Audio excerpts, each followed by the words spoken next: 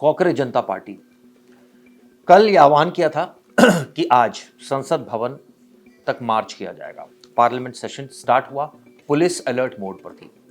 नए police commissioner अनुराग कुमार ने charge संभाला था और पुराने कमिश्नर सतीश गोलचा जब गए थे तो तमाम खबरें इस तरह की चली कि शायद इस प्रोटेस्ट को ढंग से हैंडल नहीं किया गया, इस वजह से उनकी छुट्टी हुई। कई लोगों ने कहा भ्रष्टाचार की वजह से भी छुट्टी हुई, कई लोगों ने अलग अलग बातें कही। खैर, सच्चाई तो सामने नहीं आई, लेकिन इतना साफ हुआ जो हमने देखा।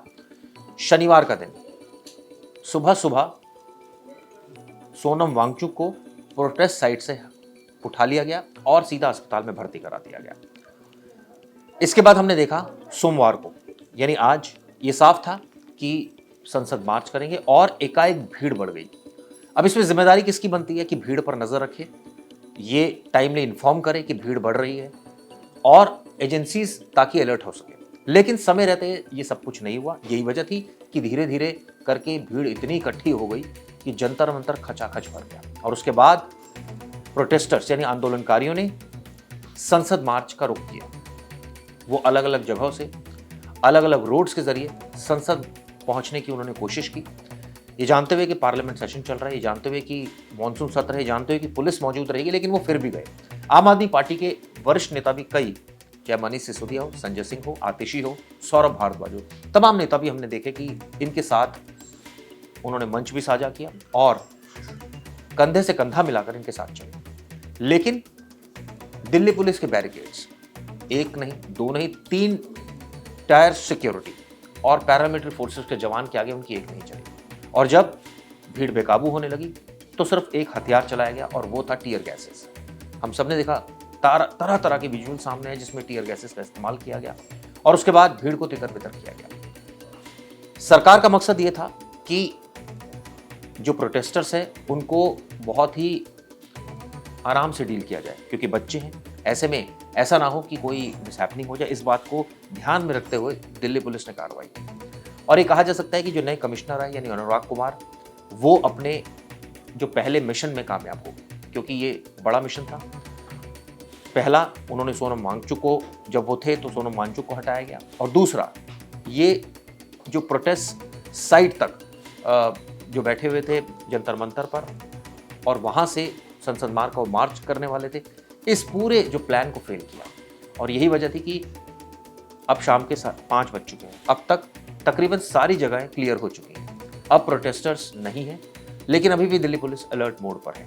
और इसमें सबसे ज़्यादा तारीफ की जानी चाहिए डीसीपी नई दिल्ली यानी सचिन शर्मा, उनके नेतृत्व में एडिशनल डीसीपी आनंद मिश्रा, तमाम जो पुलिसकर्मी थे, उन्होंने हर एक जगह पर बैरिकेडिंग की और हर एक जगह पर ये कोशिश की कि कहीं ना कहीं जो प्रोटेस्टर्स है वो संसद तक ना पहुंच जाए।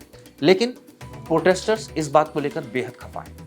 उनका कहना है कि पुलिस ने हमें रोकने की कोशिश की, सरकार पर उन्होंने तमाम संगीन इल्जाम लगाए। इस बीच हमने देखा कि सीजेपी के जो प्रवक्ता थे वो खुद जेपी नड्डा, जो केंद्रीय मंत्री, उनसे मिले, कई मुद्दों पर बातचीत हुई। उनका कहना था कि सरकार हमारी बात मानने को तैयार हुई, इसलिए हम शांत हुए।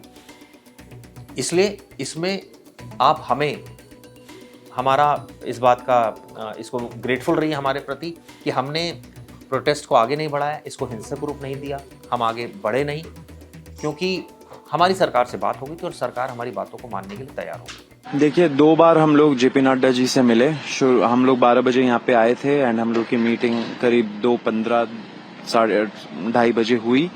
एंड मीटिंग में हम लोगों ने यही बोला कि हमारे 3 डिमांड्स हैं। पहले कि सोनम वांगचुक जी को तुरंत रिलीज किया जाए एंड जब तक वो फॉर्मेलिटीज पूरी होती है उसमें उनको एक वीडियो बनाने का अलाउ किया जाए। वो वीडियो में यही हो कि वो अपील करे शांति बनाए रखने के लिए, लेकिन वो अभी तक हुआ नहीं है। नंबर 2, हमारा ये भी डिमांड है कि धर्मेंद्र प्रधान जी का रेजिग्नेशन तो अब आना ही पड़ेगा। या तो उनको बर्खास्त करे कैबिनेट से या तो वो खुद रिजाइन करे। प्रोटेस्ट तब तक चालू रहेगा जब तक उनका रेजिग्नेशन नहीं आ जाता। और तीसरा, जो नीट के फैमिलीज है, जो बच्चे मर गए हैं 20 से ज्यादा, उन फैमिलीज को 1 करोड़ का मुआवजा मिले।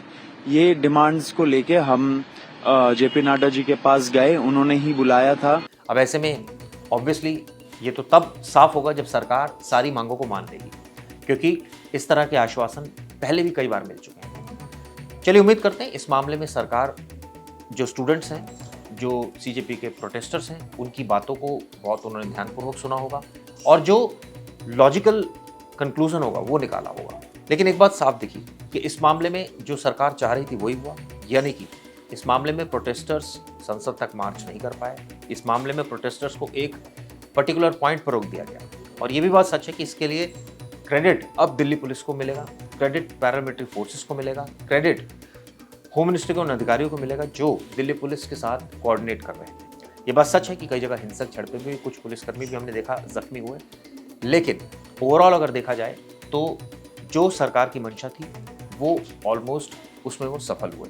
ये बात सच है कि सरकार ने कुछ वादे किए हैं, ऐसा सीजेपी के कार्यकर्ताओं का कहना है। तो उम्मीद करते हैं कि जो भी लॉजिकल कंक्लूजन होगा वो इस बात का निकलेगा और उसके आधार पर आगे कार्रवाई होगी। जैसे कि मैं सो रहा हूँ तो पिताजी को जगाना है मुझे, तो वो डायरेक्ट उठाने के बजाय, और हिंसा की परंपरा मेरे यहाँ नहीं थी सौभाग्य से, तो वो क्या करते थे कि उस कमरे में आ जाएंगे या बाहर से गुजरेंगे और चौपाई बोलेंगे, प्रात काल उठ के रघुनाथा मात पिता गुरु नावई माता। कभी कभी मैं गुस्से में उठ करके अरे पापा चरण स्पर्श किया और सो गया, मैंने कहा अब मत उठाना।